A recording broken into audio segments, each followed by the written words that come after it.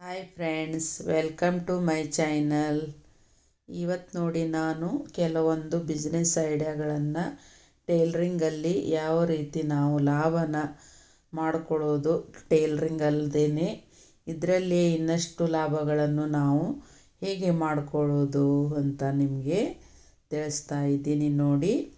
ಈಗ ನಮಗೆ ಸಾಕಷ್ಟು ಬಟ್ಟೆಗಳು ಬರ್ತಾ ಇದೆ ಅಂದಾಗ ನಾವೇನು ಮಾಡಬೇಕು, ಫಾಲ್ಸು, ದಾರದ ರೀಲು, ಆಮೇಲೆ ಸೂಜಿ, ಪ್ರತಿಯೊಂದು ಟೈಲರಿಂಗ್ ಮಟೀರಿಯಲ್ಸನ್ನು ನಾವು ಮನೆಯಲ್ಲೇ ತಂದು ಇಟ್ಕೊಳ್ಬೇಕು. ಆವಾಗ ನಮಗೆ ಅದರಿಂದ ತುಂಬಾ ಲಾಭ ಇದೆ. ಮತ್ತು ಹೊರಗಡೆ ಹೋಗಿ ತರೋದು ನಮಗೆ ತುಂಬ ಸಮಯ ಆಗುತ್ತೆ. ಈಗ ಒಂದೊಂದೇ ಬ್ಲೌಸ್ ಬರುತ್ತೆ, ಅದಕ್ಕೆ ಮ್ಯಾಚಿಂಗು ಮತ್ತು ಲೈನಿಂಗ್ ತರೋದಕ್ಕೆ ನಾವು ಮಾರ್ಕೆಟಿಗೆ ಓಡಾಡಬೇಕಾಗತ್ತೆ. ಆ ರೀತಿ ಇದ್ದಾಗ ನಮಗೆ ಸಮಯದ ಅಭಾವ ತುಂಬ ಇರುತ್ತೆ. ನಮಗೆ ಎಷ್ಟು ಸಮಯ ಇದ್ದರೂ ಈ ಟೇಲ್ರಿಂಗಲ್ಲಿ ಸಾಲಲ್ಲ.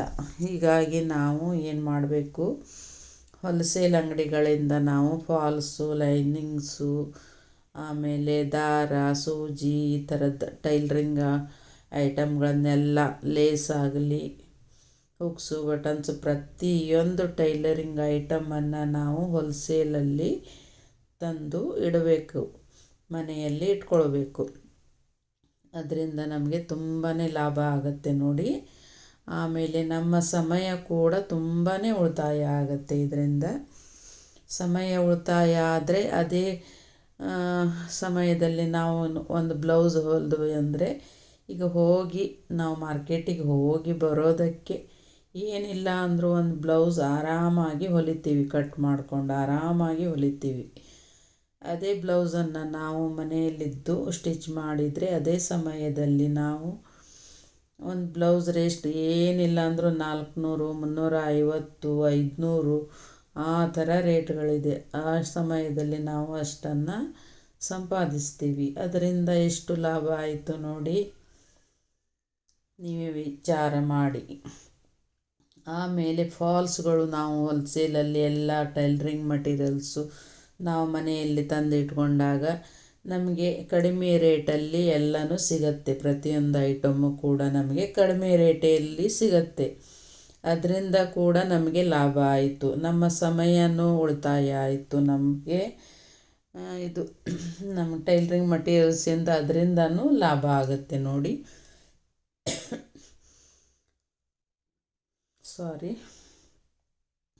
ಈ ರೀತಿ ನಾವು ಲಾಭನ ಮಾಡ್ಕೋಬೇಕು. ಏನಿಲ್ಲ ಅಂದರೂ ಒಂದು ಫಾಲ್ ಮೇಲೆ ನಮಗೆ ಹೋಲ್ಸೇಲಲ್ಲಿ ಏನಿಲ್ಲ ಅಂದರೂ ಒಂದು 10 ರೂಪಾಯಿ ಬೀಳುತ್ತೆ ಫಾಲ್ಸು. ಅದೇ ನಾವು ಈಗ ಮಾರ್ಕೆಟಲ್ಲಿ ತರಬೇಕಂದ್ರೆ ಒಂದೊಂದು ಕಡೆ 20 ರೂಪಾಯಿ ತೊಗೊಳ್ತಾರೆ, ಒಂದೊಂದು ಕಡೆ 15 ರೂಪಾಯಿ ಇದೆ, ಒಂದೊಂದು ಕಡೆ 18 ರೂಪಾಯಿ ಇದೆ. ಈ ಥರ ರೇಟು ಇದೆ.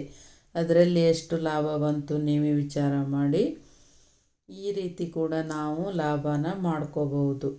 ಆಮೇಲೆ ದಾರನೂ ಹಾಗೆ, ಹೋಲ್ಸೇಲಲ್ಲಿ ಹೋದರೆ ನಮಗೆ 5 ರೂಪಾಯಿ ಈ ಥರ ಸಿಗುತ್ತೆ. ಈಗ ಇಲ್ಲಿ ತೊಗೊಳ್ಬೇಕಂದ್ರೆ ನಮಗೆ 7ರಿಂದ 8 ರೂಪಾಯಿ ಈ ಥರ ತೊಗೊಳ್ತಾರೆ.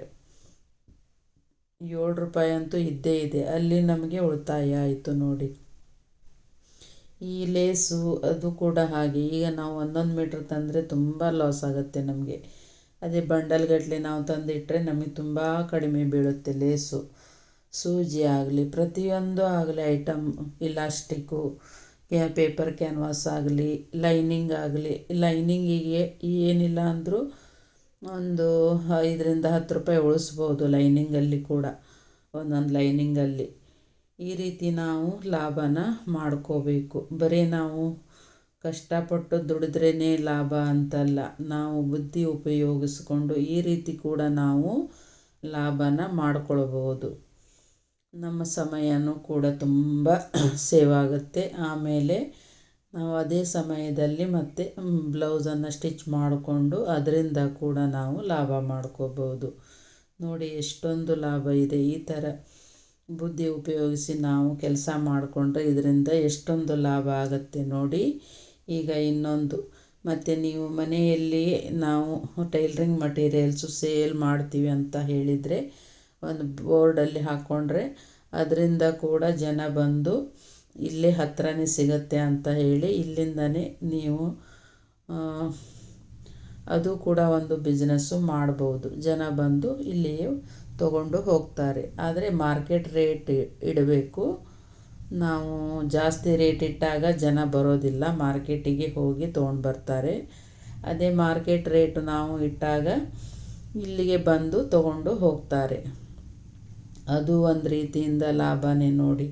ಅದರಲ್ಲೂ ಕೂಡ ಒಂದು ಫಾಲಲ್ಲಿ ಏನಿಲ್ಲ ಅಂದರೂ ಒಂದು 5 ರೂಪಾಯಿನಾದರೂ ಸಿಕ್ಕೇ ಸಿಗುತ್ತೆ.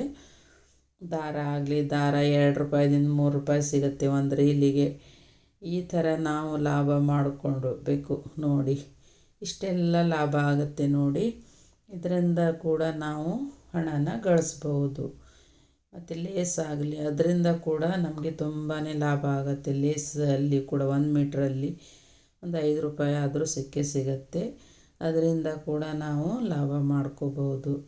ಈ ರೀತಿ ನಾವು ವಿಚಾರ ಮಾಡಬೇಕು. ಆಮೇಲೆ ನಮಗೆ ಸಾಕಷ್ಟು ಬಟ್ಟೆಗಳು ಬರುತ್ತವೆ ಅಂತ ಅಂದರೆ ನಾವು ಪಿಕೋ ಫಾಲ್ಸ್ ಎಲ್ಲ ನಾವು ಒಬ್ಬರಿಗೆ ಮಾಡಿಕೊಳ್ಳಿಕ್ಕೆ ಆಗೋದಿಲ್ಲ.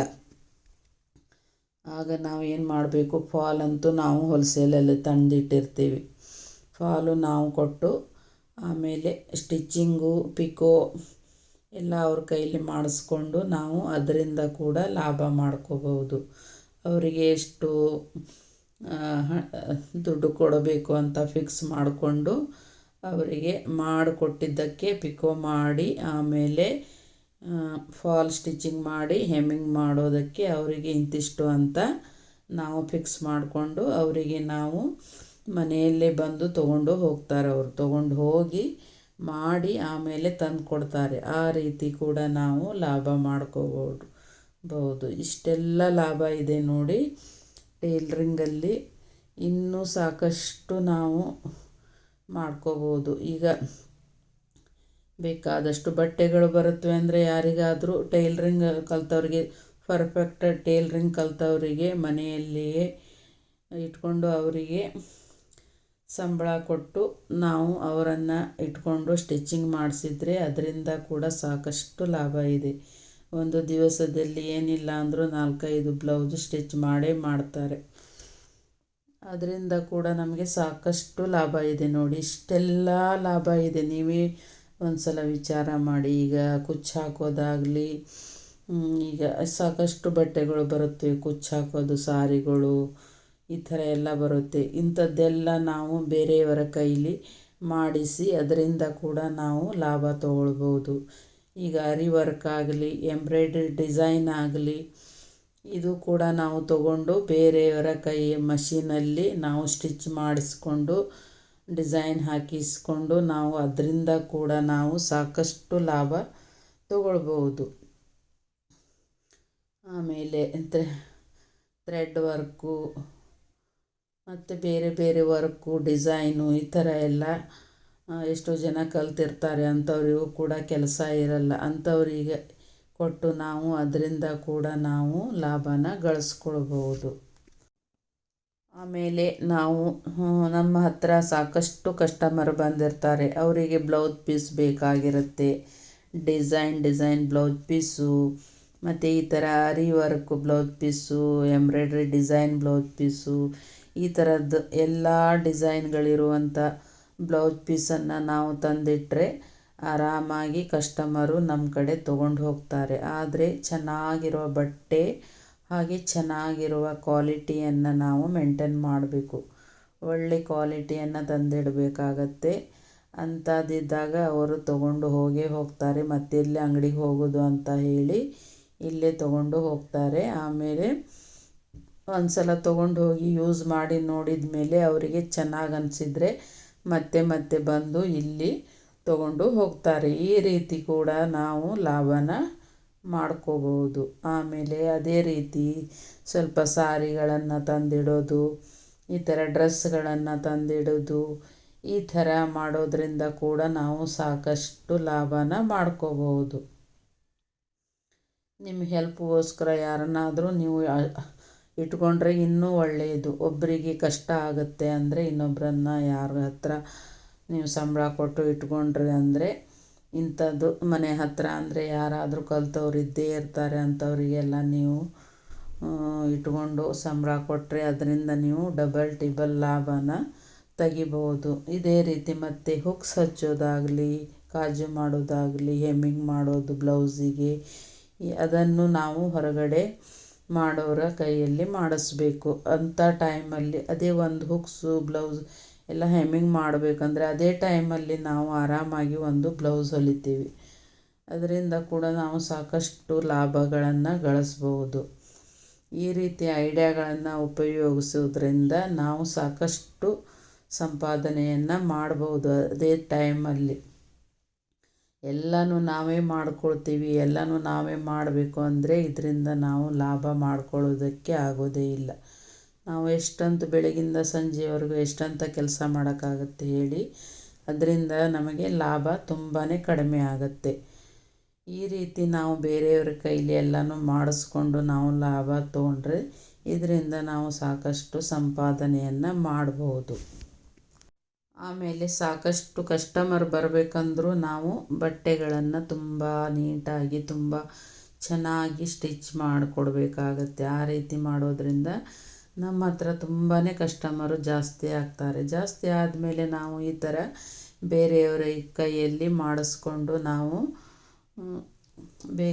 ಆರಾಮಾಗಿ ನಾವು ಸಂಪಾದನೆಯನ್ನು ಮಾಡ್ಬೋದು. ಪರ್ಫೆಕ್ಟ್ ಆಗಿರೋರನ್ನ ನಾವು ಇಟ್ಕೋಬೇಕಾಗತ್ತೆ, ಒಳ್ಳೆ ಕೆಲಸ ಮಾಡೋರನ್ನ ತೊಗೋಬೇಕಾಗತ್ತೆ. ಹೇಗೇಗೋ ಮಾಡೋರನ್ನ ಇಟ್ಕೊಂಡ್ರೆ ಮತ್ತೆ ನಮ್ಮ ಹೆಸರು ಹಾಳಾಗತ್ತೆ, ಕೆಲಸನೂ ಹಾಳಾಗತ್ತೆ, ನಮ್ಮ ಕಸ್ಟಮರು ಆಮೇಲೆ ಬರಲ್ಲ. ಎಲ್ಲನೂ ನಾವು ಪರ್ಫೆಕ್ಟಾಗಿ ಇಟ್ಕೋಬೇಕು. ಕರೆಕ್ಟಾಗಿ ಕೆಲಸ ಮಾಡಿಕೊಟ್ರೆ ಬಂದೇ ಬರ್ತಾರೆ, ಬೇರೆ ಎಲ್ಲೂ ಕೂಡ ಹೋಗೋದಿಲ್ಲ. ಈ ರೀತಿ ಕೂಡ ಇಂದ ನಾವು ಸಾಕಷ್ಟು ನಾವು ಸಂಪಾದನೆಯನ್ನು ಮಾಡ್ಬೋದು. ಇದೇ ರೀತಿ ಮಾಡ್ತಾ ಮಾಡ್ತಾ ನಾವು ಮನೆಯಲ್ಲೇ ಬಟ್ಟೆಗಳನ್ನು ತಂದು ಟಾಕಿಗಟ್ಟಲೆ ಬಟ್ಟೆಗಳನ್ನು ತಂದು ನಾವು ಕೂಡ ಒಂದು ನೈಟಿ ಸ್ಟಿಚ್ ಮಾಡೋದಾಗಲಿ, ಟಾಪ್ ಸ್ಟಿಚ್ ಮಾಡೋದಾಗಲಿ, ಈ ಥರಗಳನ್ನು ನಾವು ಕೂಡ ಮಾಡಿ ಸೇಲ್ ಮಾಡ್ಬೋದು. ನಿಮ್ಮ ಕಡೆ ಜಾಸ್ತಿ ಕಸ್ಟಮರು ಇದ್ದಾರಪ್ಪ, ನಮ್ಮ ಕಡೆ ಸೇಲ್ ಆಗುತ್ತೆ ಅಂದ್ಕೊಂಡ್ರೆ ಆ ಥರ ಇದ್ದರೆ ನೀವು ಅದನ್ನು ಕೂಡ ನೀವು ಬೇರೆಯವರ ಕೈಗೆ ಇಟ್ಕೊಂಡು ನೀವು ಆ ಥರ ಬಿಸ್ನೆಸ್ ಕೂಡ ನೀವು ಇದರಲ್ಲಿ ಮಾಡಿಕೊಂಡು ಅದರಿಂದ ಕೂಡ ನೀವು ಲಾಭ ಗಳಿಸ್ಕೋಬೋದು. ಈ ರೀತಿ ನಾವು ಐಡಿಯಾಗಳನ್ನು ಮಾಡಿಕೊಂಡು ನಾವು ಸಾಕಷ್ಟು ರೀತಿಯಿಂದ ಲಾಭಗಳನ್ನು ಆಮೇಲೆ ನಾವು ಒಳ್ಳೊಳ್ಳೆ ಡಿಸೈನು ಈಗ ತಾನೇ ಚಾಲ್ತಿಯಲ್ಲಿರುವ ಡಿಸೈನ್ಗಳನ್ನು ಒಳ್ಳೊಳ್ಳೆ ಡಿಸೈನ್ಗಳನ್ನು ಸ್ಟಿಚ್ ಮಾಡಿ ಕೊಟ್ಟರೆ ಅದರಿಂದ ಕೂಡ ನಮಗೆ ತುಂಬ ಕಸ್ಟಮರ್ ಬರ್ತಾರೆ. ಆಮೇಲೆ ಒಳ್ಳೆ ರೇಟು ಕೂಡ ಕೊಡ್ತಾರೆ. ಚೆನ್ನಾಗಿರುವ ಡಿಸೈನ್ ಎಲ್ಲ ಮಾಡಿದರೆ ಅದರಿಂದ ಕೂಡ ನಾವು ಲಾಭನ ಜಾಸ್ತಿ ಮಾಡ್ಕೋಬೋದು. ಬರೀ ಸಾದಾ ಬ್ಲೌಸ್ ಅಷ್ಟೇ ಸ್ಟಿಚ್ ಮಾಡಿದರೆ ಅದರಲ್ಲಿ ನಮಗೆ ಲಾಭ ಜಾಸ್ತಿ ಬರೋದಿಲ್ಲ, ಕಸ್ಟಮರು ಕೂಡ ಕಡಿಮೆ ಆಗ್ತಾರೆ. ಯಾರು ಜಾಸ್ತಿ ಡಿಸೈನ್ ಎಲ್ಲ ತುಂಬ ಚೆನ್ನಾಗಿ ಸ್ಟಿಚ್ ಮಾಡ್ತಾರೆ ಅಂಥವರ ಹತ್ತಿರ ಕಸ್ಟಮರು ಹೋಗ್ತಾರೆ. ಅವರಿಗೆ ಡಿಸೈನ್ ಚೆನ್ನಾಗಿರೋ ಡಿಸೈನ್ ಬೇಕಾಗಿರುತ್ತೆ. ಈಗ ನಾವು ಸ್ಟಿಚ್ ಮಾಡೋದಿಲ್ಲ ಅಂದ ಕೂಡಲೇ ಕಸ್ಟಮರು ಬೇರೆಯವರ ಹತ್ತಿರ ಹೋಗಿಬಿಡ್ತಾರೆ. ಆಮೇಲೆ ನಮಗೆ ಲಾಭ ಕಡಿಮೆ ಆಗುತ್ತೆ ಇದರಿಂದ. ಹೀಗಾಗಿ ನಾವು ಎಲ್ಲ ಥರ ಡಿಸೈನ್ಗಳನ್ನು ಸ್ಟಿಚ್ ಮಾಡಬೇಕು. ನಮಗೆ ಬರಲಿಲ್ಲ ಅಂದರೂ ಒಳ್ಳೆಯವರು ಯಾರು ಡಿಸೈನ್ ಮಾಡ್ತಾರೆ ಅಂಥವ್ರ ಕಡೆ ನಾವು ಸ್ಟಿಚ್ ಮಾಡಿಕೊಂಡು ಆ ಥರ ಬೇಕಾದರೂ ನಾವು ಮಾಡ್ಬೋದು. ಈ ಕೆಲವರಿಗೆ ಕಸ್ಟಮರೇ ಇರಲ್ಲ, ತುಂಬ ಚೆನ್ನಾಗಿ ಸ್ಟಿಚ್ ಮಾಡ್ತಾ ಇರ್ತಾರೆ, ಅಂಥವ್ರಿಗೆ ಅವ್ರ ಏರಿಯಾದಲ್ಲಿ ಕಸ್ಟಮರ್ ಬರ್ತಾ ಇರೋದಿಲ್ಲ. ಅಂಥವರು ನಮಗೆ ಸ್ಟಿಚ್ ಮಾಡಿಕೊಡಂದರೆ ಸ್ಟಿಚ್ ಮಾಡಿಕೊಡ್ತಾರೆ. ಆ ರೀತಿಯೂ ನಾವು ಮಾಡ್ಕೋಬೋದು. ಈಗ ಇದರಲ್ಲಿ ಸಾಕಷ್ಟು ಐಡಿಯಾಗಳಿದೆ, ಬೇಕಾದ ಹಾಗೆ ನಾವು ಮಾಡ್ಬೋದು. ನಾವು ಎಷ್ಟು ಬುದ್ಧಿವಂತಿಕೆಯಿಂದ ಬುದ್ಧಿ ಉಪಯೋಗಿಸ್ತೀವಿ ನೋಡಿ. ಈ ಟೇಲ್ರಿಂಗಲ್ಲಿ ಬೇರೆ ಬೇರೆ ತರಹದಿಂದ ನಾವು ಲಾಭಗಳನ್ನು ಗಳಿಸ್ಕೋಬಹುದು. ಈಗ ನಮ್ಮ ಮನೆಯಲ್ಲೇ ನಾವು ಬಟ್ಟೆ ವ್ಯಾಪಾರ ಕೂಡ ಮಾಡಬಹುದು ಇದರಲ್ಲಿಯೇ ನಾವು. ಆದರೆ ಒಬ್ಬರಿಗೆ ಮೇಂಟೈನ್ ಮಾಡೋದು ತುಂಬಾ ಕಷ್ಟ ಆಗುತ್ತೆ, ಒಬ್ಬರಿಂದ ಸಾಧ್ಯ ಆಗೋದಿಲ್ಲ. ಮನೆ ಮಂದಿ ಎಲ್ಲ ಸಪೋರ್ಟ್ ಇದ್ದರೆ ಇದರಲ್ಲಿ ತುಂಬಾ ಒಳ್ಳೆಯದು. ಒಬ್ಬೊಬ್ಬರು ಒಂದೊಂದು ಥರ ಮಾಡಿದರೆ ಇದರಲ್ಲಿ ಸಾಕಷ್ಟು ನಾವು ಗಳಿಸ್ಬೋದು. ಸಾರಿ ಪೆಟ್ಟಿಕೋಟ್ ಆಗಲಿ, ನೈಟಿ ಆಗಲಿ, ಡ್ರೆಸ್ ಆಗಲಿ, ಸಾರಿ ಆಗಲಿ, ಎಲ್ಲ ಥರ ಬಟ್ಟೆಗಳು ಇಟ್ಟರೂ ಕೂಡ ಸೇಲ್ ಆಗುತ್ತೆ, ಆರಾಮಾಗಿ ಸೇಲ್ ಆಗುತ್ತೆ. ಇದನ್ನೆಲ್ಲ ಮೇಂಟೈನ್ ಮಾಡೋದಕ್ಕೆ ಒಬ್ಬೊಬ್ಬರು ಬೇಕೇ ಬೇಕು, ಒಬ್ಬರಿಂದ ಸಾಧ್ಯ ಆಗೋದಿಲ್ಲ. ಇನ್ನೊಬ್ಬರ ಕೈಲಿ ನೀವು ಮಾಡಿಸ್ಲೇಬೇಕಾಗತ್ತೆ. ಒಬ್ಬರೇ ನಾವು ಎಲ್ಲ ಲಾಭ ತಗೋತೀವಿ ಅಂದರೆ ಆಗಲ್ಲ. ಎಲ್ಲರನ್ನು ಕೂಡಿ ಮಾಡಿದರೆ ಇದರಲ್ಲಿ ತುಂಬಾ ಲಾಭ ಇದೆ, ಸಾಕಷ್ಟು ಲಾಭ ಮಾಡ್ಕೋಬಹುದು. ಈ ವಿಡಿಯೋ ನಿಮಗೆ ಹೇಗೆ ಅನಿಸ್ತು? ನನಗೆ ಗೊತ್ತಿರುವಷ್ಟು ಐಡಿಯಾಗಳನ್ನು ನಿಮಗೆ ಕೊಟ್ಟಿದ್ದೀನಿ. ಈ ವಿಡಿಯೋ ನಿಮಗೆ ಹೇಗೆ ಅನಿಸ್ತು ಕಮೆಂಟ್ ಮಾಡಿ ತಿಳಿಸಿ. ಮತ್ತು ಈ ಥರದ ವಿಡಿಯೋಗಳನ್ನು ನಾನು ಹಾಕ್ತಾ ಇರ್ತೀನಿ. ಸಪೋರ್ಟ್ ಮಾಡಿ, ಲೈಕ್ ಮಾಡಿ, ಹಾಗೆ ಹೊಸಬರಾಗಿದ್ದರೆ ಸಬ್ಸ್ಕ್ರೈಬ್ ಮಾಡಿಕೊಂಡು ವಿಡಿಯೋನ ಪೂರ್ತಿಯಾಗಿ ನೋಡಿ. ಹೀಗೆ ಸಪೋರ್ಟ್ ಮಾಡ್ತಾ ಇರಿ. ಮತ್ತೆ ಈ ಥರದ ವಿಡಿಯೋಗಳನ್ನು ನಾನು ಹಾಕ್ತಾ ಇರ್ತೀನಿ. ಮತ್ತೆ ಸಿಗೋಣ. ನಮಸ್ಕಾರ.